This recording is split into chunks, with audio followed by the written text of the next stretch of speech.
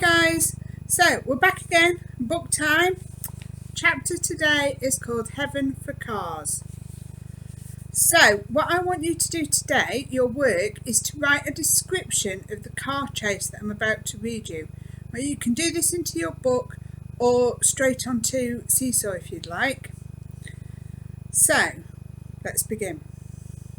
With Hammersmith Bridge just ahead of him, Alex left the river and swung his bike through the lights and down the hill towards Buckland School.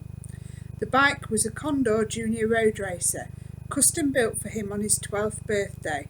It was a teenager's bike with a cut-down Reynolds 531 frame, but the wheels were full-sized, so he could ride at speed with hardly any rolling resistance. He spun past a Mini and cut through the school gates. He would be sorry when he grew out of the bike. For 2 years now it had almost been part of him. He double-locked it in the shed and went into the yard. Brookland was a new comprehensive, red brick and glass, modern and ugly. Alex could have gone to any of the smart private schools around Chelsea, but Ian Ryder had decided to send him here. He had said it would be more of a challenge. The first lesson of the day was maths. When Alex came into the classroom, the teacher, Mr. Donovan, was already scribbling on the whiteboard, setting out a complicated equation. It was hot in the room, the sunlight streaming in through the floor-to-ceiling windows put in by architects who should have known better. As Alex took his place near the back, he wondered how he was going to get through the lesson. How could he possibly think about algebra when there were so many other questions churning through his mind? The gun at the funeral. The way Blunt had looked at him. The van with Stryker and Son written on the side. The empty office. And the biggest question of all, the one detail that refused to go away, the seat belt. Ian Ryder hadn't been wearing a seat belt. But of course he had. Ian Ryder had never been one to give lectures. He always said Alex should make up his own mind about things. But he'd had this thing about seatbelts. The more Alex thought about it, the less he believed it. A collision at a roundabout? Suddenly he wished he could see the car. At least the wreckage would tell him that an accident had really happened, that Ian Ryder really had died that way. Alex? Alex looked up and realised that everyone was staring at him. Mr. Donovan had just asked him something. He quickly scanned the whiteboard, taking in the figures. Yes, sir, he said. X equals 7 and Y is 15. The maths teacher sighed. Yes, Alex, you're absolutely right. But actually, I was just asking you to open the window. Somehow he managed to get through the rest of the day, but by the time the final bell rang, his mind was made up.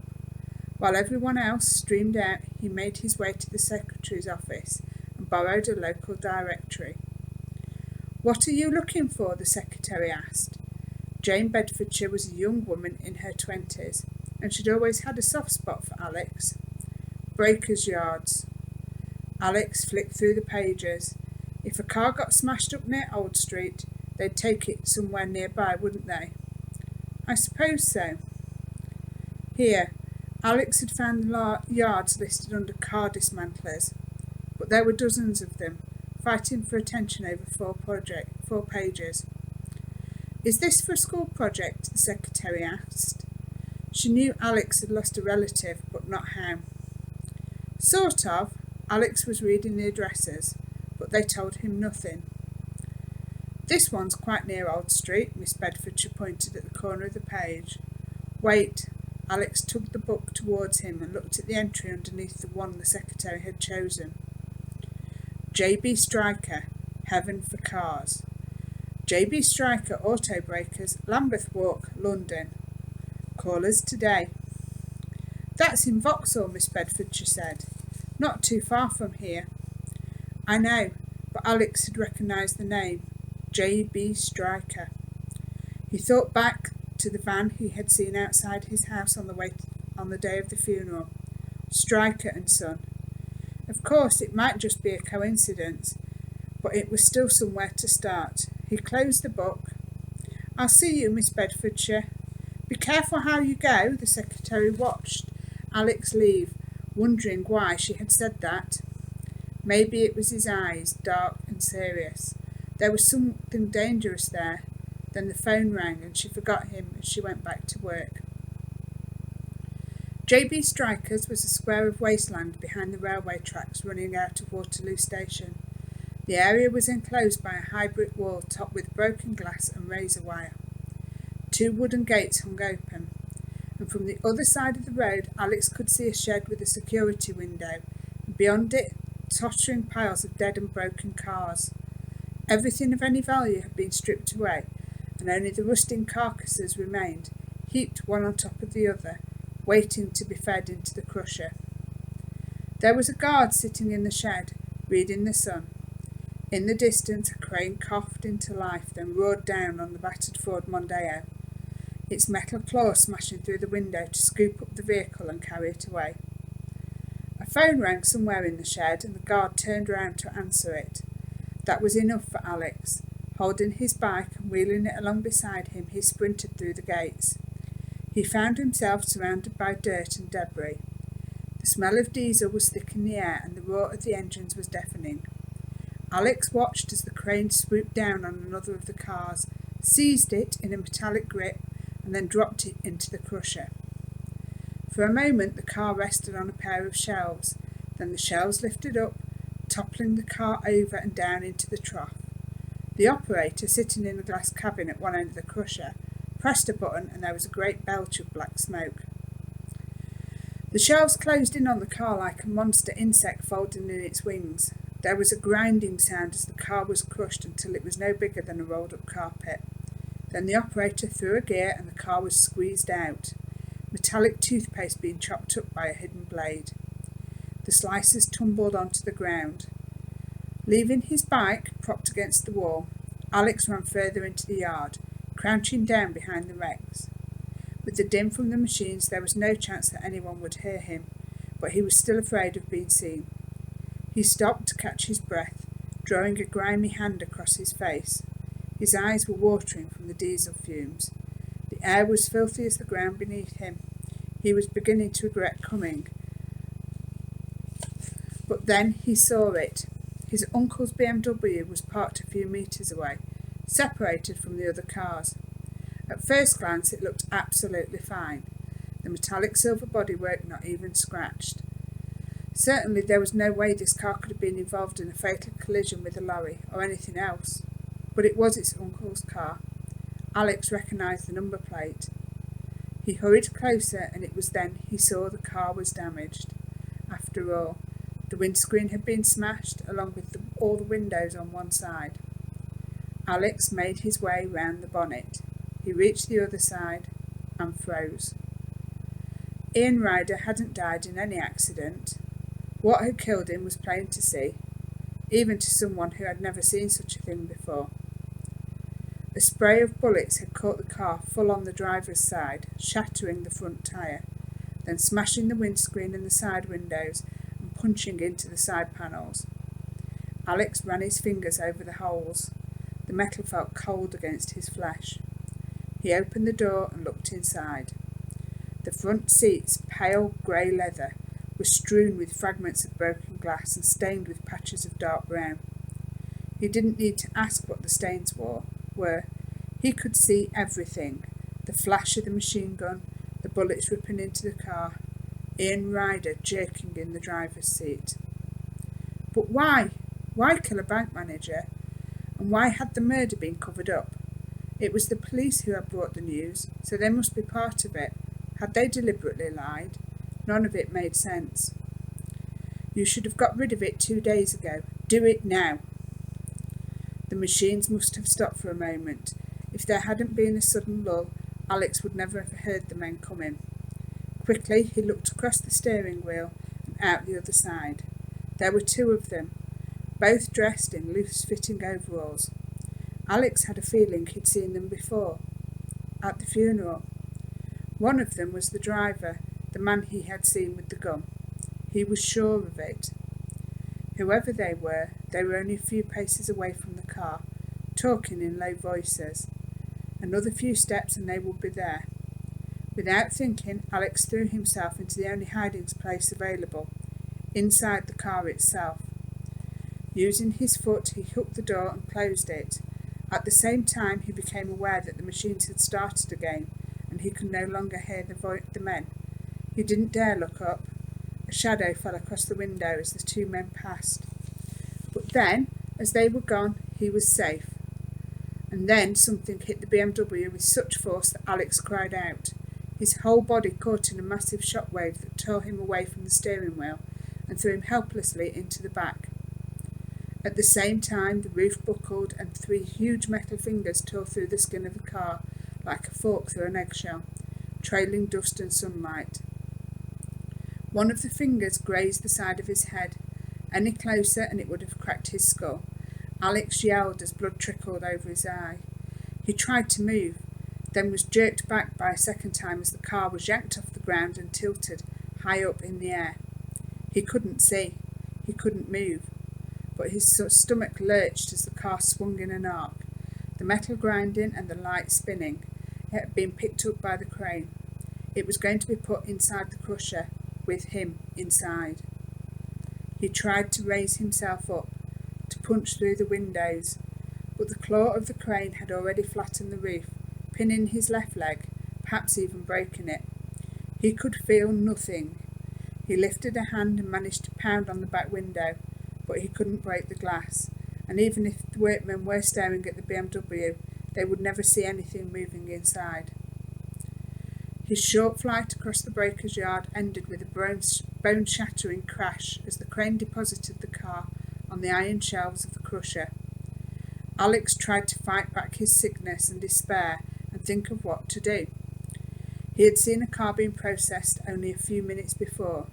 Any moment now the operator would send the car tipping into the coffin-shaped trough. The machine was a Lefort shear, a slow-motion guillotine. At the press of a button, the 2 wings would close on the car with a joint pressure of 500 tons. The car, with Alex inside it, would be crushed beyond recognition, and the broken metal and flesh would then be chopped into sections. Nobody would ever know what had happened. He tried with all his strength to free himself, but the roof was too low. His leg and part of his back were trapped. Then his whole world tilted, and he felt himself falling into darkness. The shelves had lifted. The BMW slid to one side and then fell the few metres into the trough. Alex felt the metalwork collapsing all around him. The back window exploded and glass showered around his head, dust and diesel fumes punching into his nose and eyes. There was hardly any daylight now, but looking out of the back he could see the huge steel head of the piston that would push what was left of the car through the exit hole on the other side. The engine tone of the Lefort shear changed as it prepared for the final act. The metal wings shuddered. In a few seconds' time the 2 of them would meet, crumpling the BMW like a paper bag. Alex pulled with all his strength and was astonished when his leg came free. It took him perhaps a second, 1 precious second, to work out what had happened. When the car had fallen into the trough, it had landed on its side.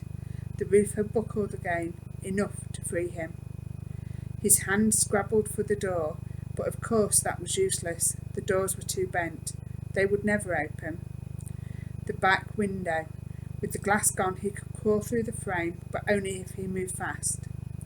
The wings began to move. The BMW screamed as 2 walls of solid steel relentlessly crushed it. Glass shattered. One of the wheel axles snapped with the sound of a thunderbolt. The darkness closed in. Alex grabbed hold of what was left of the back seat. Ahead of him he could see a single triangle of light, shrinking faster and faster. With all his strength he surged forward, finding some sort of purchase on the gear column. He could feel the weight of the 2 walls pressing down on him. Behind him the car was no longer a car, but the fist of some hideous monster snatching at the insect that he had become. His shoulders passed through the triangle out into the light, but his legs were still inside. If his foot snagged on something, he would be squeezed into 2 pieces. Alex yelled out loud and jerked his knee forward. His legs came clear, then his feet, but at the last moment his shoe caught on the closing triangle and disappeared back into the car. Alex imagined he had heard the sound of the leather being squashed, but that was impossible. Clinging to the black, oily surface of the observation platform at the back of the crusher, he dragged himself clear and managed to stand up. He found himself face to face with a man so fat that he could barely fit in the small cabin of the crusher. The man's stomach was pressed against the glass, his shoulders squeezed into the corners. A cigarette dangled on his lower lip as his mouth fell open and his eyes stared. In front of him was a boy in rags of what had once been the school uniform. A whole sleeve had been torn off, and his arm, streaked with blood and oil, hung limply by his side. By the time the operator had taken all this in, Alex came to his senses and turned the machine off. Alex had gone. He clambered down the side of the crusher, landing on one foot that still had a shoe. He was now aware of pieces of jagged metal lying everywhere. If he wasn't careful, he would cut the other foot open. His bicycle was where he had left it, leaning against the wall, and gingerly, half-hopping, he made for it. Behind him, he heard the cabin of the crusher open, and a man's voice call out, raising the alarm. At the same time, a second man ran forward, stopping between Alex and his bike. It was the driver, the man he had seen at the funeral. His face twisted into a hostile frown. It was curiously ugly. Greasy hair, watery eyes, pale, lifeless skin. "What do you think?" he began. His hand slid into his jacket. Alex remembered the gun and instantly, without even thinking, swung into action. He had started learning karate when he was 6 years old. One afternoon, with no explanation, Ian Ryder had taken him to a local club for his first lesson, and he had been going there once a week ever since. Over the years he had passed through the various Caillou student grades, but it was only the year before that he had become a first grade Dan, a black belt. When he had arrived at Brooklyn School, his looks and accent had quickly brought him to the attention of the school bullies, 3 hulking 16-year-olds. They had cornered him once behind the bike shed. The encounter had lasted less than a minute, and after it one of the bullies had left Brooklyn, and the other 2 had never troubled anyone again. Now Alex brought up one leg, twisted his body round and lashed out. The back kick, Ushiri-giri, is said to be the most lethal in karate. His foot powered into the man's abdomen with such force that he didn't have time to cry out. His eyes bulged and his mouth half opened in surprise. Then, with his hand still halfway into his jacket, he crumpled to the ground. Alex jumped over him, snatched up his bike and swung himself onto it. In the distance, a third man was running towards him. He heard a single word, "Stop!" called out. Then there was a crack and a bullet whipped past. Alex gripped the handlebars and paddled as hard as he could. The bike shot forward over the rubble and out through the gates. He took one look over his shoulder. Nobody had followed him. With one shoe on and one shoe off, his clothes in rags and his body streaked with blood and oil, Alex knew he must look a strange sight. But then he thought back to his last seconds inside the crusher and sighed with relief. He could have been looking a lot worse.